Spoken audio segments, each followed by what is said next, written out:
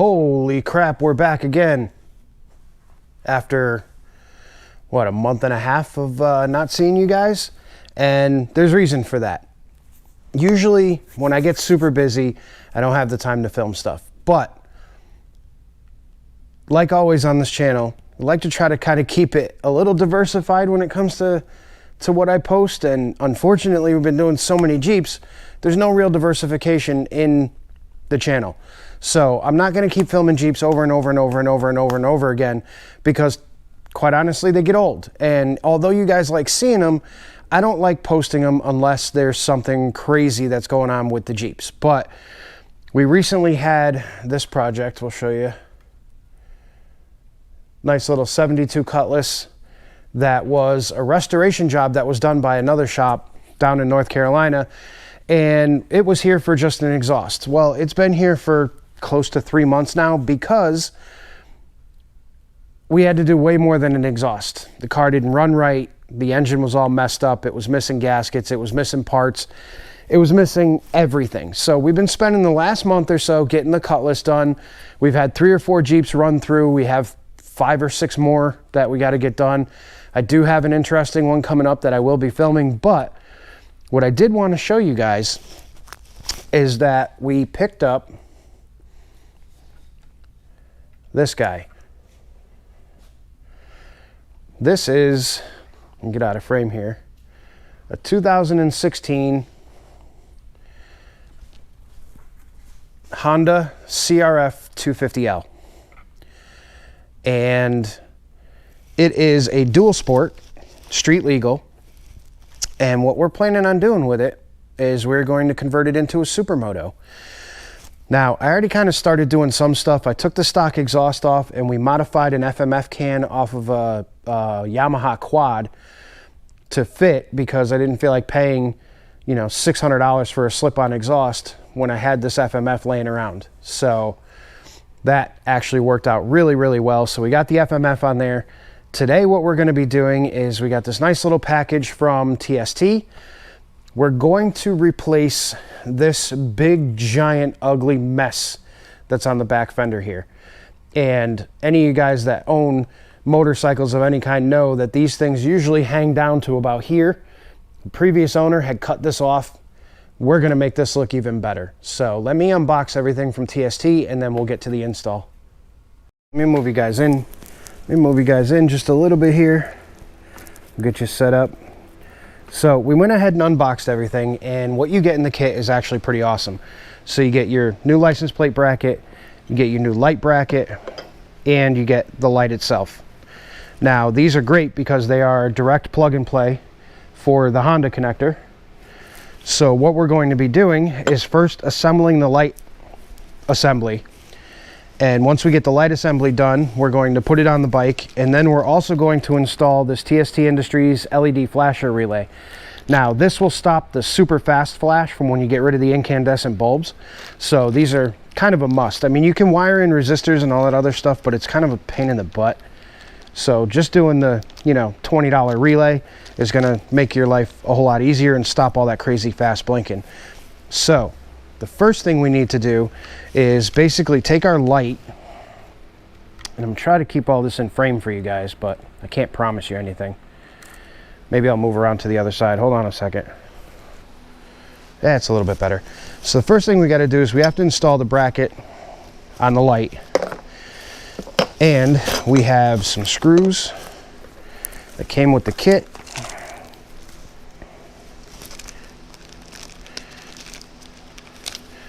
And a nice little zip tie. We got 3 screws. So what we're going to do is we're going to take the light.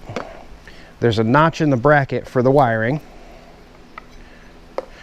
We're actually going to install that on there like so. Then here's the license plate bracket. The license plate bracket is going to sandwich in between those. Again, like so. But you got to get the notch lined up, so let's do that. And then once all that stuff is in there like it should be, then you can install the screws. Did you ever wish you had 15 hands? Yeah, we need more hands. Hold on.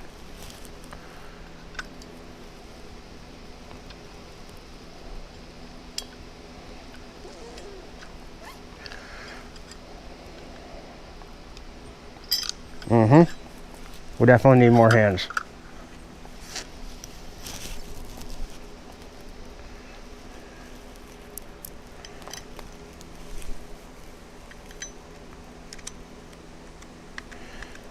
All right, there we go. We got one started. We got one we dropped in the seat, and we got two we dropped on the floor. Okay, now we can put the other two in. Life will be a little bit easier that we got one started.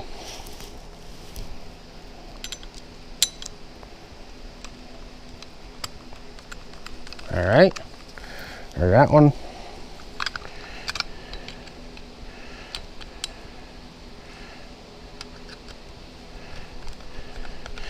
Then there's that one. And don't tighten these all the way up yet.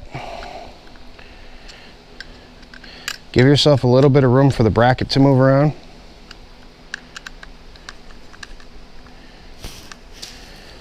Because ultimately what we want to do is we want to set all these heights right here.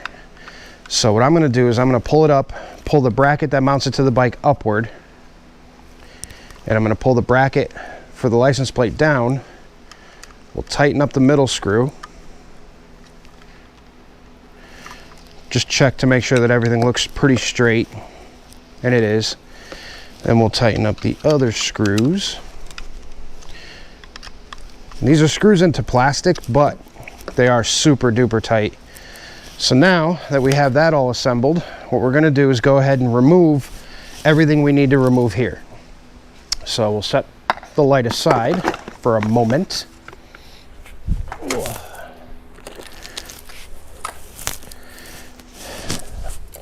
And then we're going to remove this whole plastic piece.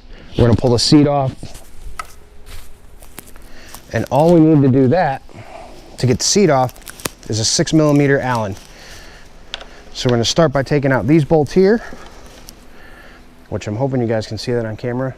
Nope, we got to move you over. All right, so there's one here and there's one here. You're going to take those out, and that'll allow you to remove the seat.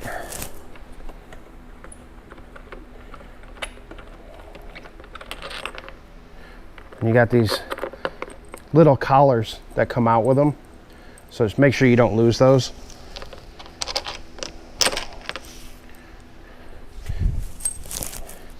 Then we can pull straight up on the seat and then back. And the seat will come off. And then we're going to take out these two rear ones.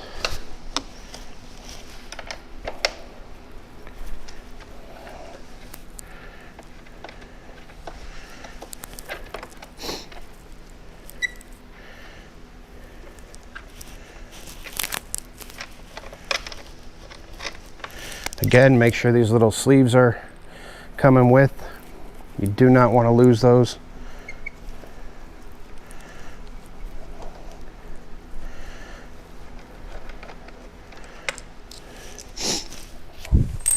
And now we can remove this black plastic, which should just pop right off here. And then they have like a little rubber compression fitting in here. So you just pull straight out, and then this whole guy comes right off. This is a good time to clean this stuff too. You can see how dirty it gets. So now what we're gonna do is we have two 10mm bolts right here and right here, and two 12mm bolts. We're gonna need to take all those out, but first we're going to disconnect the main harness connector here for the light, and keep note of your wiring and how it fits in there, because you're going to need to put the new wiring back in the same way. So now we got our wire free. So let me go grab a 10mm socket, and we can get those two bolts right out of there. And I have to keep remembering that I have you guys on a wireless mic, because when I walk away from the camera and I start cussing and swearing and everything else, you guys can still hear me. But all right, let's go ahead and get the two 10s out, which are the front ones.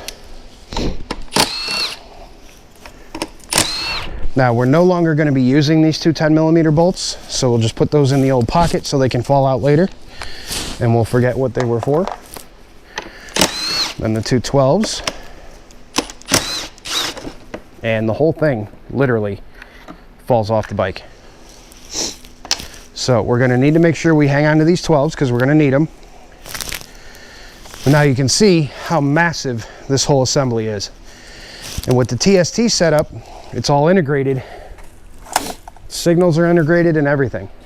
So now we're going to take our little baggie of parts. We got two nice little washers that TST gave us. Put the washers under your 12mm bolts.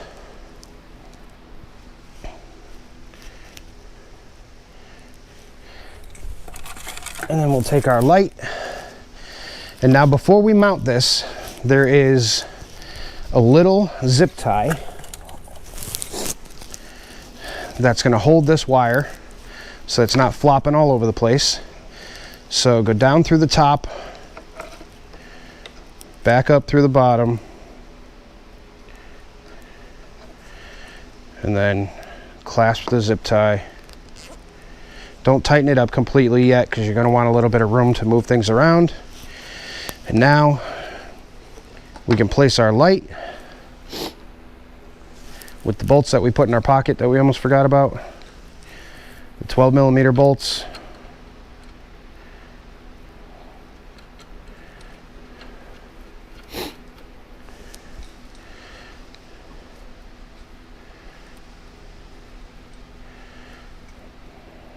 The other one's in here somewhere. There it is.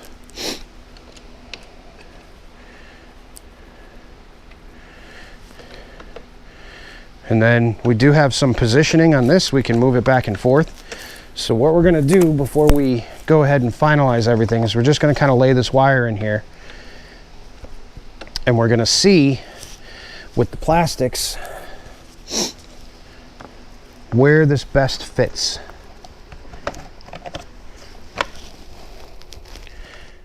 All right, so we're going to want this pulled all the way out because I don't know how well you guys can see that, but you can't see it. That's the best part. So let's get you kind of down and around here. But that light is literally under the tail and you can't even see it anymore. So now we lost that big chunky setup and we have our two license plate mounts right here and then our light underneath the tail. So I'm going to go ahead and we'll tighten this down. Got it pushed all the way out, roughly centered.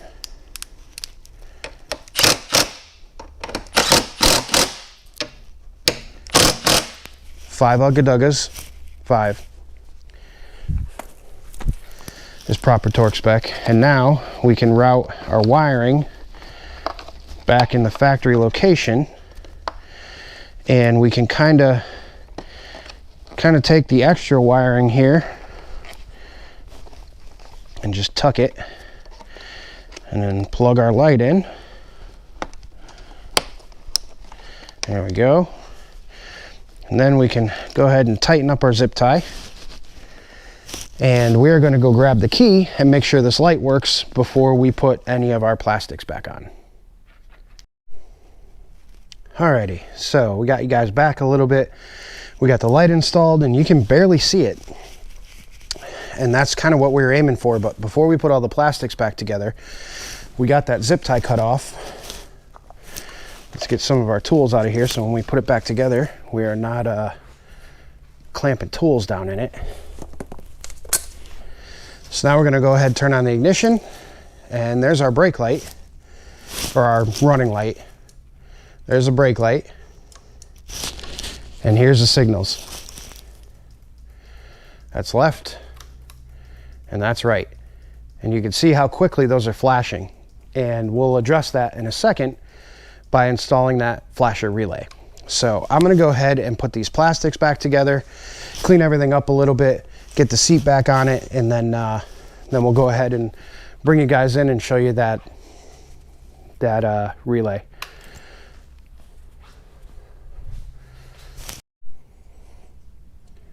All right, guys, so there it is all back together.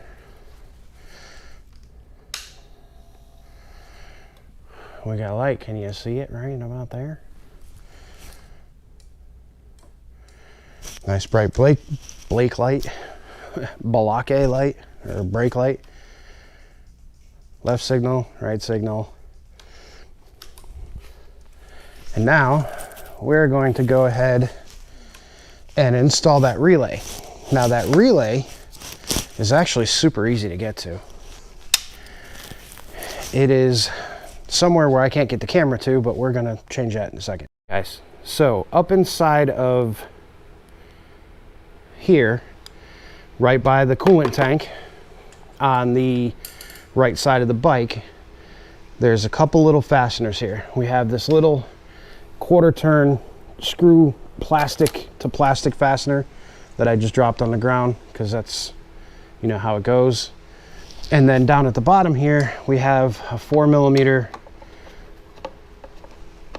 Allen said screw. I'd like to meet this guy Allen. His screws are a pain in the ass.